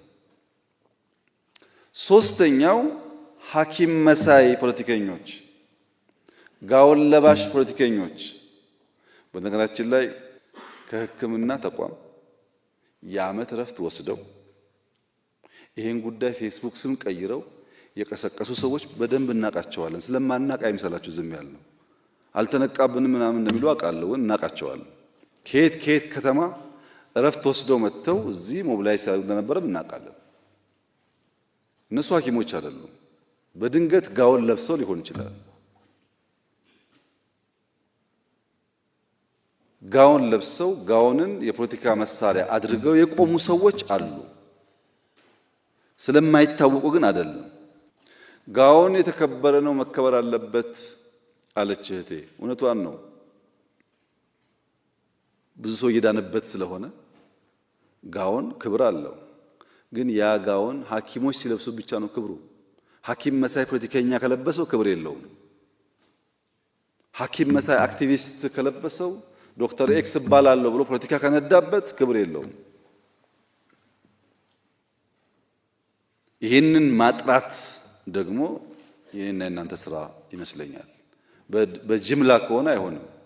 አሁን የጎንደሩ ልጅ ያነሳው አይነት ማገልገል እፈልጋለሁ የልኩት ለዛ ነው የሚለው አይነት ስሜት ያለው ሐኪም እና ንጹህ ልብ ያላቸው ሐኪሞች ከሌላው ጋር ተደምሮ መታየት የለባቸውም። እናንተ ካቀፋችሁ ግን በምን ለያቸዋለን? ጋውኑ የለበሰ ሁሉ ይከበር ሳይሆን ጋውን ለብሶ የሚያጭበረብር ከውስጣችን ይውጣ። ጋውን ለብሶ የመንግስት መሳሪያ የሚያበላሽ ይውጣ። እኛ ሰርቭ ማድረግ የምንፈልግ ሰዎች ግን እንታይ ከሆነ we are the same page ማለት ነው። በስመ ጋውን ሌቦች አይነኩ ካላችሁ ግን ሌባ በውስጣችሁ እስካለ ድረስ ጥፋተኛ እስካለ ድረስ እናንተ መለየት ሊያስቸግር ይችላል። አንድ ቫይረስ ወደ ሰው ልጅ ገብቶ ጥቃት ለመፈጸም የመጀመሪያ እንቅስቃሴው መግቢያ መንገድ ነው። ዋናው ትግል ተሳክቶለት በሆነ መንገድ ከገባ በኋላ የት መለጠፍ እንዳለበት ያውቃል። እንደምታውቁት ቫይረስ የትም ቦታ አይቀመጥም። ፈልጎ ሴሎች አካባቢ፣ ቫይታሚን የሚገኝበት አካባቢ፣ ምግብ የሚገኝበት አካባቢ ይለጠፋል። ከዛስ የምግብ ኮርሱን ቀይሮ ይሻማል። ከተሻማ በኋላ ያ ጤናማ የነበረው ሰውዬ ዘሆል አካሉ ይንቀጠቀጣል፣ ያተኩሳል፣ አዳዲስ ምልክቶች ይታያሉ። ከውጭ ለመግባት ጥረት ካደረገ በኋላ የት ቦታ እንደሚለጠፍ ያውቃል። እናንተ ላይ የተለጠፉ ስስ ብልታችሁ ደሞዝ እንደሆነ ስለሚያውቁ ደሞዝ ላይ ተለጥፈው ያን ሁሉ ሰርቪስ፣ ያን ሁሉ ማዳን፣ ያን ሁሉ መሰጠት በሚያጠለሽ መንገድ ተጠቀሙበት እንጂ ጥያቄያችሁ እንዴት ስህተት ሊሆን ይችላል? ስህተት ነው የሚል መንግስት ያለ አይመስለኝም። እና ቫይረስ አታስገቡ ወደ እናንተ። ጥያቄያችሁን ግን ፎርወርድ ማድረግ ምንም ችግር የለውም። ስናከብራችሁ ስታከብሩ ጥያቄያችሁን በስሜት ሳይሆን በምክንያት ማስላት ሲጀመር ተቆንጥሮም ቢሆን ይደረጋል። ይህ ሲባል እናት የሆናችሁ ቅን የሆናችሁ ከበሽተኛ ጋር የምታለቅሱ ብዙ የምትሰቃዩ ሐኪሞች የላችሁ ማለት ደግሞ አይደለም። ብዙ ዋጋ ውለታ የሚገባቸው ሐኪሞች ኢትዮጵያ ውስጥ አሉ። ኮሮና ሲመጣ አይ ዶንት ኖ ከለውጡ በኋላ 2 ዓመት እንደዚህ የቆየን አይመስለኝም። ከምንሰራቸው ፕሮጀክቶች ውስጥ እንጦጦ ሐውልት ያቆምነው ለሐኪሞች ነው። ቅድም እንደተባለው ሰው ለማዳን ቤተሰቦቻቸውን በትነው ራሳቸውን ችግር ላይ ጥለው ዋጋ የከፈሉ ሰዎች ስላሉ እነሱን እናስታውስ በሚል ነው ሐውልት የተቀመጠው። ይሄ ሁላችሁም ታውቃላችሁ። የት ሀገር እንደዚህ እንዳደረገ አላውቅም። እሳቸው እንዳሉት ነው። በጣም ብዙ ጀግና ሐኪሞች አሉ። ብዙ ሰው አድነው የሞቱ አሉ። ስለነሱ መሰማት ብቻ ሳይሆን ማስታወሻም ተቀምጦላቸዋል። ቤተሰቦቻቸው በሚመለከት የተነሳው ችግር ደግሞ አንድ በአንድ ማየት ያስፈልጋል። አንድ በአንድ ጤና ጥበቃ እያየ መፍትሄ ይፈልጋል። ምክንያቱም ያ ሰው ሀገር ሲያገለግል ህዝብ ሲያገለግል የደረሰበትን መከራ ቸልካን ነገ ደግሞ ሌላ ጀግና አይፈጠርም ማለት ነው። እና የኮሚትመንት ችግር የለም። የኢንፎርሜሽን ችግር ሊሆን ይችላል እንጂ ኮሚትመንት ላይ ብዙ ኢሹ የለም። አሁን የኢኮኖሚክ ሪፎርሙ ኢንፍሌሽን አመጣ ለተባለው እኔ የጠበቅኩት ከዛ በላይ ነው። ባይዘው